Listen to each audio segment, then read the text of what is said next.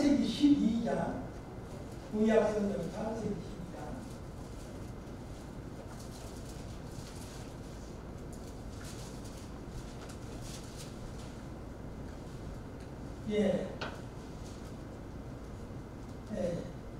창세기 12장 14페이지입니다. 12장 1절부터 3절 말씀까지 보시도록 하겠습니다.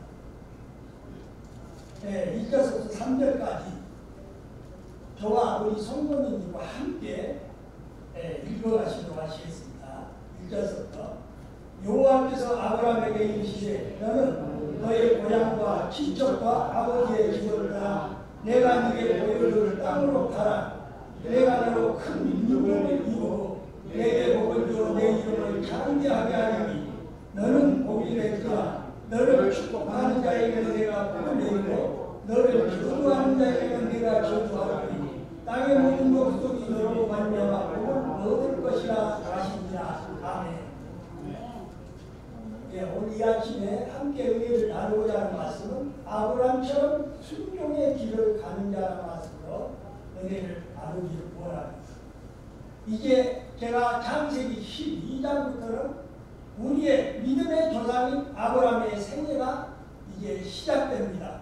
하나님은 우리에게 한꺼번에 많은 이야기를 하시지 아니하시고 조금씩 하시는 것입니다. 왜 그럴까요? 우리가 감당하지 못하기 때문입니다.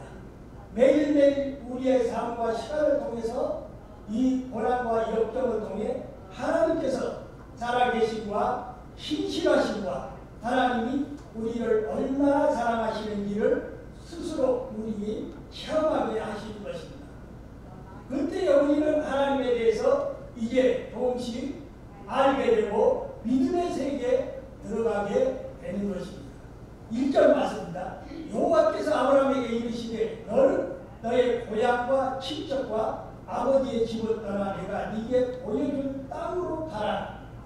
이 한 절에는 이 믿음에 대한 놀라운 진리가 숨겨져 있는 것입니다. 이 믿음은 아브라함부터 시작된 것이 아니라는 것입니다. 믿음은 하나님으로부터 시작이 됩니다. 우리가 하나님을 모르고 하나님께 예배드리지 않을 때 하나님께서 우리를 믿음의 사람으로 만들기 위해 먼저 우리들에게 찾아오셨다는 것입니다. 그래서 이 믿음의 주인은 내가 아니라 하나님이신 것입니다. 믿음을 주시는 분도 또한 하나님이십니다. 우리 안에는 원래 믿음이 없는 것입니다. 믿음은 하나님께서 주셔야만 우리가 가질 수가 있는 것입니다. 하나님을 믿도록 도와주실 때 하나님을 믿을 수가 있는 것입니다. 우리가 자기 말로 교회를 찾아온 것 같지만은 사실은 하나님께서 우리를 오게 불러주셨다는 것입니다. 또한 이 말씀은 믿음의 대상은 인간이 아님을 우리에게 알려주고 있습니다. 인간을 신뢰할 만한 존재나 믿음의 대상이 아니라는 것입니다. 하나님만이 우리의 믿음의 대상이요 예배의 대상인 것입니다. 그렇기 때문에 우리는 인간을 믿지 말고 그저 사랑해야 할 대상이라는 것입니다. 왜냐하면 인간은 모두 죄인이기 때문입니다. 하나님이 우리를 택하신 것은 우리에게 믿음이 있어서가 아니라 우리를 믿음의 사람으로 만드시기 위해서인 것입니다. 하나님이 우리에게 믿음을 한마디로 선물로 주신 줄 믿습니다. 믿음은 하나님이 우리에게 조건 없이 베풀어 주시는 은혜라는 것입니다. 창세기 12장 1절을 보면 믿음은 단절에서부터 시작이 된다는 것을 우리가 알 수가 있습니다. 믿음은 과거에서 떠나고 옛사람을 벗어버림으로써 시작되는 것입니다. 여기서 떠나 라는 이 말에 대해서 우리가 주의 깊게 한번 보아야 합니다. 하나님께서 아브라함에게 너의 고향과 친척과 아버지의 집을 떠나라 라고 명령을 하셨습니다. 믿음의 시작은 떠나는 것이요 믿음의 완성은 하나님께서 지시하는 땅으로 가는 것입니다.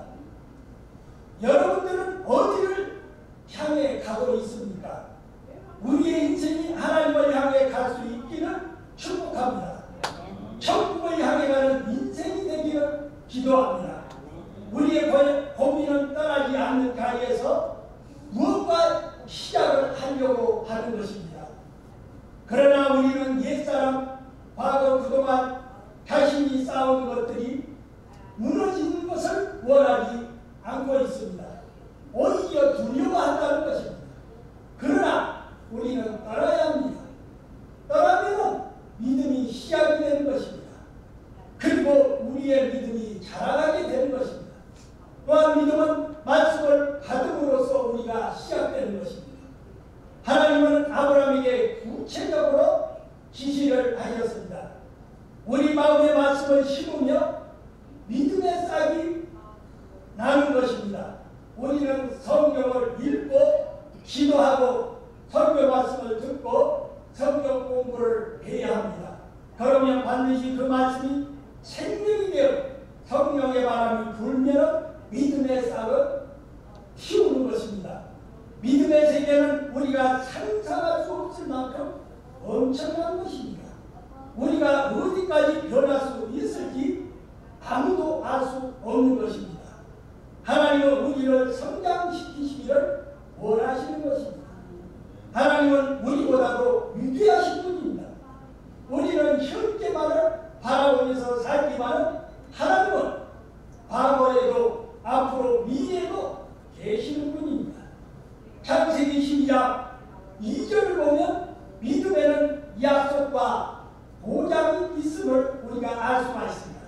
2절 말씀, 내가 너로 큰 민족을 이루고 이게 복을 주어 네 이름을 창대하게 하리라. 너는 복이 될지라. 우리는 서로 집을 사고 팔 때도 계약서를 쓰는 것입니다. 믿음의 세계에서도 이와 같은 약속이 있다는 것입니다. 예수님을 믿으면 천국과 구원이 보장이 된다는 약속인 것입니다.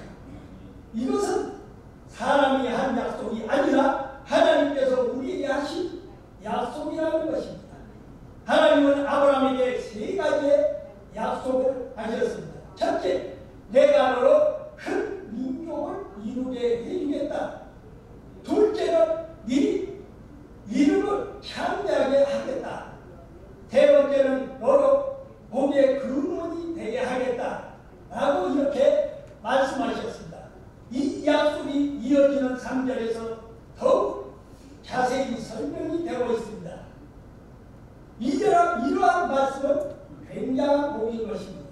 3절의 말씀, 너를 축복하는 자에게는 내가 복을 내리고 너를 저주하는 자에게는 내가 저주하리니 땅의 모든 족속이 너로 말미암아 복을 얻을 것이라 하십니다. 하나님께서 아브라함에게 약속하신 복에는 세 가지의 특징이 들어있습니다. 한마디로 첫 번째 보면 약속이 일방적이라는 것입니다. 아브라함이 하나님께 요구해서 주신 것도 아니요, 무조건 하나님께서 조건 없이 주기로 결정을 하셨다는 것입니다. 하나님은 우리를 무조건 사랑하시기로 우리에게 무조건 복을 주시기로 결정을 하셨습니다. 그리고 이런 복을 보장한다고 약속을 하셨습니다. 우리가 과연 무엇을 했기에 하나님께서 끝까지 찾아오셔서 우리를 사랑하시고 구원을 하시는 것일까요? 그 비밀이 여기에 있는 것입니다. 하나님이 우리를 먼저 사랑하셨다는 것입니다. 둘째 보면 이 약속은 상상할 수 없는 내용인 것입니다. 우리가 보면 연말에 마켓에서 자동차 같은 일은 상품, 경품을 주겠다고 이렇게 광고를 합니다. 그것들은 보통 다 사실이죠. 그러나 하나님의 약속은 우리가 이해할 수가 없습니다. 그리고 그 약속의 내용은 엄청난 것입니다. 경제뿐만 아니라 영혼까지 지켜지는 약속이라는 것입니다. 한마디로 우리 인간이 감당할 수 없는 것입니다. 우리가 노력해서 얻어질 것도 아닌 것입니다. 하나님께서 우리에게 주시는 약속이라는 것입니다. 대체로 보면 이 약속은 변하지 않는 것입니다.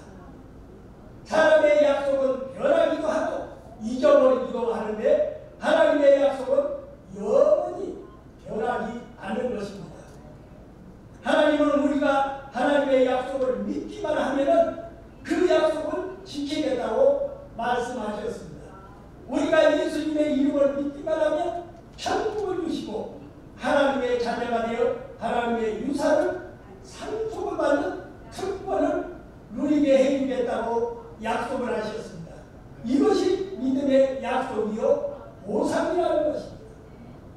이 땅에는 수많은 국가 그렇게 찬란하고 화려했던 문명도 다 사라져 지금 우리 눈앞에 없습니다. 그것이 바로 역사인 것입니다. 그러나 하나님은 아브라함에게 내가 너로 큰 민족을 이루게 하겠다고 약속을 하셨습니다. 이것이 믿음의 복과 약속인 것입니다. 하나님은 내가 너에게 주는 복은 영원하고 너의 민족은 큰 민족이 될 것이다. 그 민족은 영원히 세상을 다스릴 것이다 라고 하셨습니다. 이 약속은 실제로 이루어졌고 또 이루어져 가고 있습니다. 아브라함을 통해 태어난 민족이 바로 이스라엘인 것입니다. 이스라엘 민족은 지금까지도 존재하고 있습니다. 그러나 육적인 이스라엘에만 모든 복이 있는 것은 아닌 것입니다. 이스라엘 민족 가운데서 메시아가 태어나셨고 그 메시아가 반드시 만드시는 나라는 하나님의 나라인 것입니다. 아브라함에게 주신 믿음이 예수 그리스도에게까지 이르렀다는 것입니다. 진정한 믿음은 예수 그리스도를 우리가 발견하는 데까지 있는 것입니다. 아브라함은 예수님을 만났습니다. 아브라함은 예수님 십자가 보혈을 알지 못했지만 메시아를 그는 분명히 보았다는 것입니다. 자신의 독자를 대신해서 죽은 어린 양을 보았습니다. 하나님의 어린 양을 통해서 그는 구속자를 보았다는 것입니다. 하나님은 아브라함에게 먼 훗날 인류를 위해서 독생자 예수 그리스도를 죽도록 내어주신 하나님의 마음을 알게 하셨다는 것입니다. 우리를 매우 사랑하시기 때문에 아들을 십자가에 못 박아 죽도록 내어주심을 가르쳐 주셨다는 것입니다. 아들을 죽이는 이 아버지의 마음을 알고 피를 흘리는 어린 양을 보는 것, 그것이 바로 믿음의 결정인 것입니다. 아브라함은 그것을 알고 또한 보았다는 것입니다. 우리는 지금 예수 그리스도를 바라봅니다.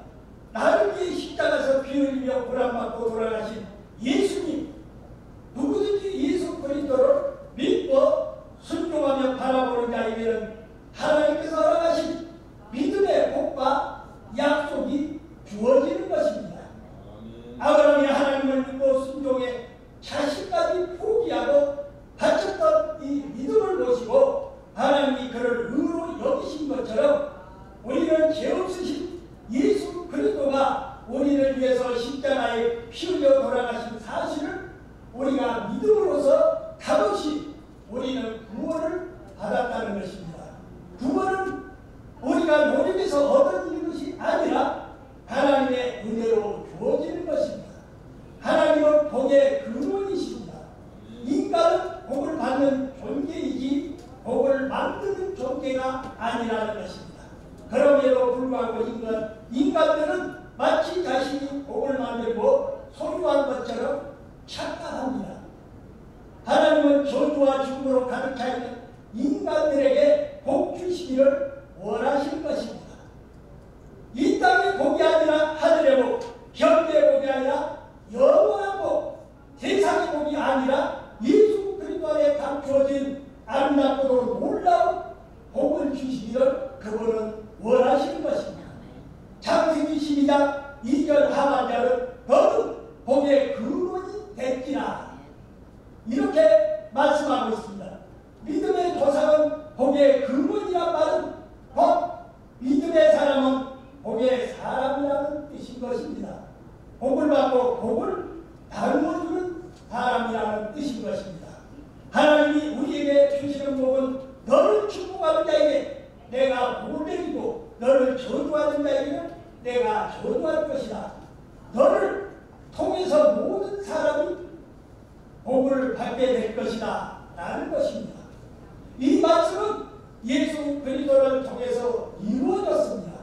예수님을 기도로 해서 기원 전과 기원 후가 나뉘어졌고 기름과 물이 섞이지 않듯이 그리스도 안에 있는 모든 자는 영생을 얻고 그렇지 않는 사람은 사망에 이를 것입니다.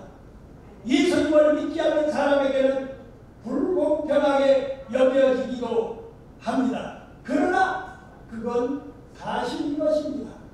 누구든지 주의 이름을 부르는 자는 구원을 받는 것입니다. 그래서 우리 예수님께서 하나님이 세상을 이처럼 사랑하사 독생자를 주셨으니 이는 그를 믿는 자마다 멸망치 않고 영생을 얻게 하려 하심이라 라고 말씀을 하셨습니다. 구원을 얻을 수도 있고 얻지 않아도 좋다는 말이 아닌 것입니다. 하나님은 관념이나 정신이 아닙니다.